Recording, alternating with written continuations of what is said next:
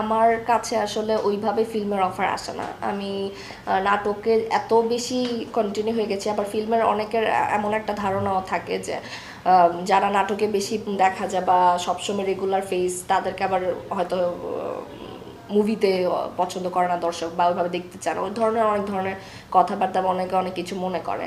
So আমার ক্ষেত্রে যেটা হয়েছে, আমি এত বেশি নাটকে আসলে অ্যাক্টিভ, আমি এখানে এত বেশি আছি।